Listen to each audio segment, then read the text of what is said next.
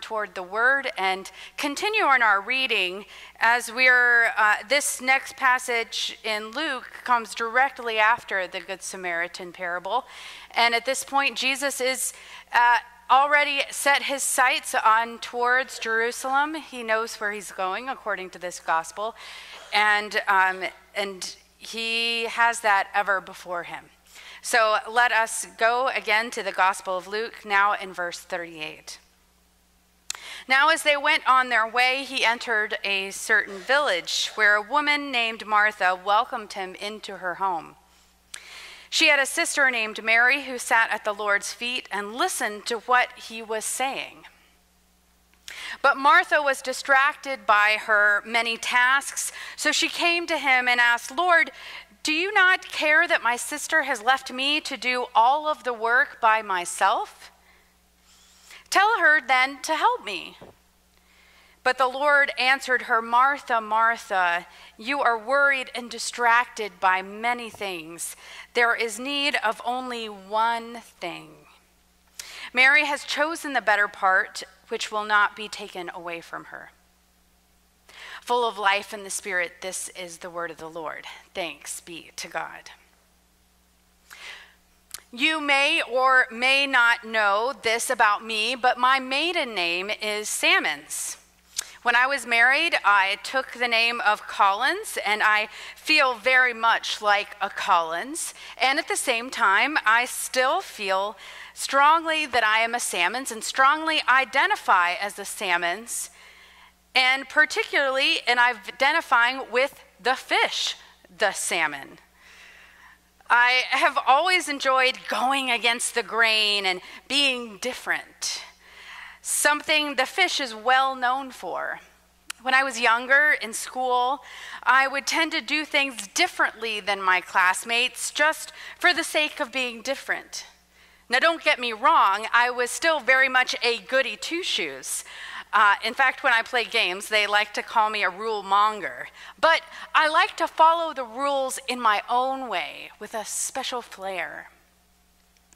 A few months ago, I watched this movie on Netflix. Perhaps you've seen it. It's called Salmon Fishing in the Yemen. It came out in the last couple of years. And I was reading the description, and I thought, oh, this sounds just like a Katie movie. You know, it talks about different cultures coming together to find a common ground, overcoming impossible odds to do something for the good of humanity. And they had a great cast, including Ewan McGregor. And it all revolved around my favorite fish, the salmon. It turned out to be quite a phenomenal movie. I'd highly recommend it, not just for all that you learn about the politics of international relations and the beautiful landscapes, but I also learned a lot about the salmon. The most shocking thing for me about salmon, and you probably know this, but it hadn't occurred to me yet. I didn't know it. It still shocks me. But there are some seasons that salmon swim downstream, and at a certain point or season, they turn upstream. Now, when I say it out loud, and I actually think about it logically, of course they have to turn around at some point. They don't start in the ocean and swim all of their life up the mountain to the mouth of the river. They have to start somewhere, go somewhere, and at some point turn around and go back, and then start the cycle over again. Scientifically, they are a marvel because they're born in fresh water, and they somehow sense when they are ready to start swimming downstream, and they venture out into the sea, the salt water. And at some point, they feel a calling. Sometimes it's 2 years, sometimes it's 4 years later, when they feel something calling within them, and they turn around and return upstream and retrace their steps and find their way home. So often we tend to think of our lives as occurring in a straight and vertical line, or even a squiggly line, but always going in one direction. How much can we learn from the way of the salmon, which values going out into the unknown alongside the value of returning to our beginning, discovering ourselves and our abilities and the world, not just by doing something new, but also finding adventure in rediscovering ourselves, doing something familiar, and rediscovering where we came from, going on a journey of remembering in the sense of recalling the past, as well as reconnecting to that which formed us in our beginning. In a spiritual sense, the way of the salmon would describe the almost circular path of life, where God sends us out, we discover new things, we question our beliefs, and sometimes even find ourselves miles from God and our faith, until at one point we hear God calling us, and we turn back. We turn towards God and swim against the cultural norms to reconnect and reestablish our faith so that we can bear fruit.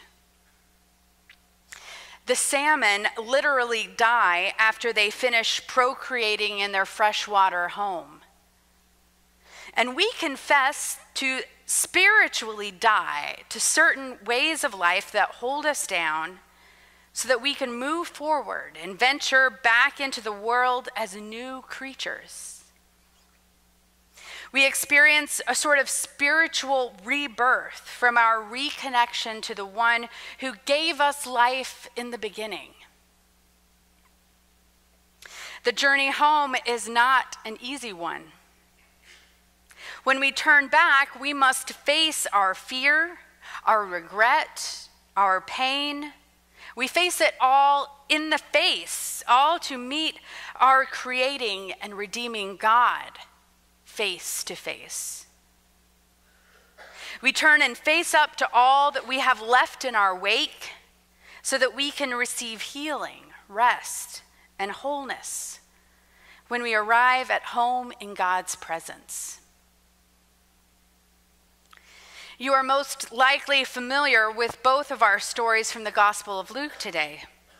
In these passages, we see several devout followers of God seeking to be faithful.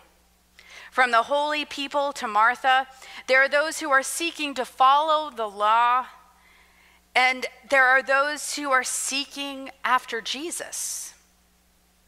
In the first passage, the lawyer has come to Jesus not to know him better, but to make sure that he was correct, that he was living in the right way, to validate his way of life and his salvation. The priest, the Levite, and even Martha are all caught up in trying to do what they are supposed to do, doing it the best way they know how.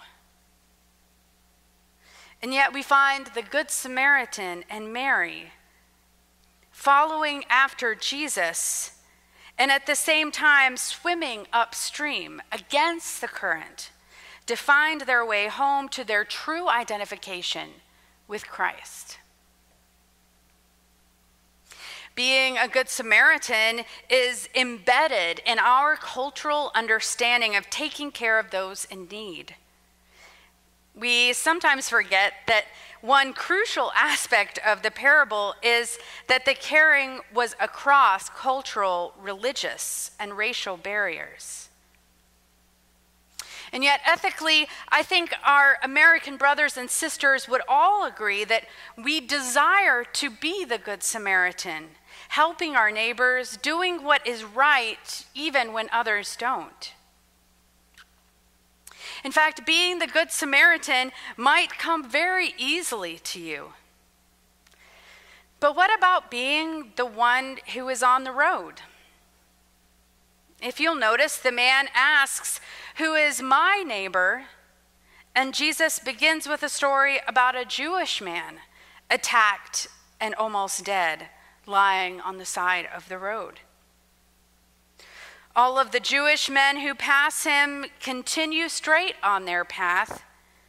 The one who turns and helps him is so culturally and religiously different that the student would never identify with that character. I wonder what the Good Samaritan would really look like for you. Maybe a Muslim or a Mexican. Maybe a white man or a black man. Maybe a Democrat or a Republican. Maybe a Jayhawk or a Wildcat fan. I don't know. The point is that Jesus tells this story to a Jewish man in response to that question, who is my neighbor? Jesus doesn't tell a story about the student helping those in need. He tells a story about the student being left for dead and receiving help from someone whom he probably would have left for dead. In other words, Jesus was saying to him, in this story, you were the one who was beaten and laying on the road. And who had the capacity to help you? The one with whom you disagree theologically and culturally? The one you might consider unclean, the outcast, the sinner? The one whom you might cross the road to avoid?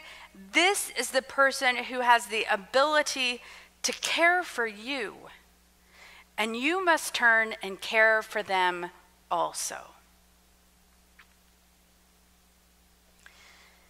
The Samaritan takes care of the man on the side of the road, not because it is the right thing to do.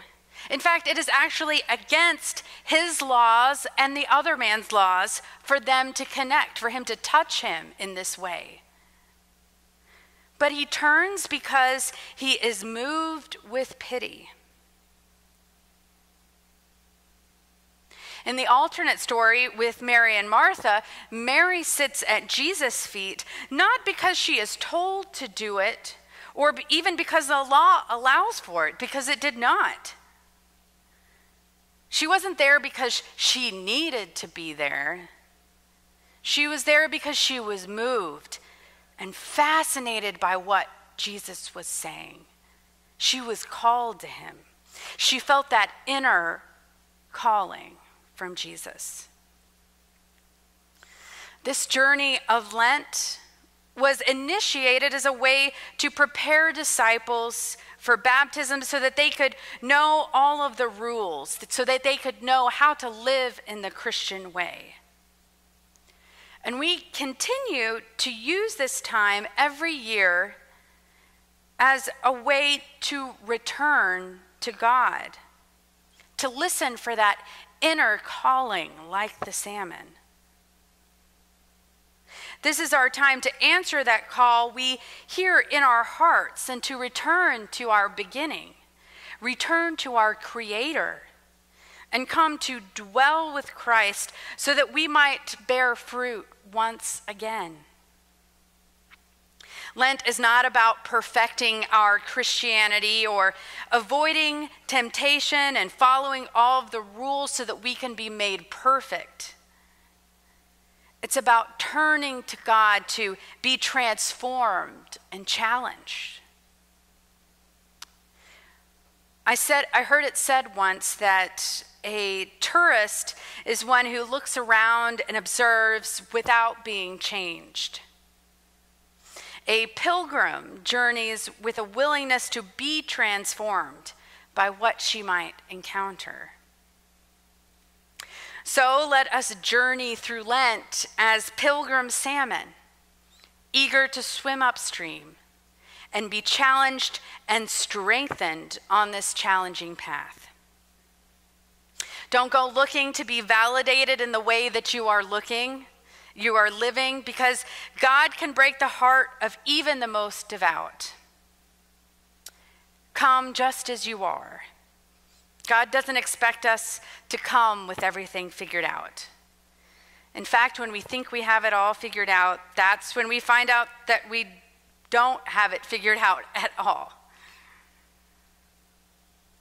At the beginning of this year, in my first sermon of 2017, I wished you not a perfect year, but a one of resilience. May we continue to grow stronger than when we began, and may we come to Christ in our weakness and discover his strength as our own. Amen.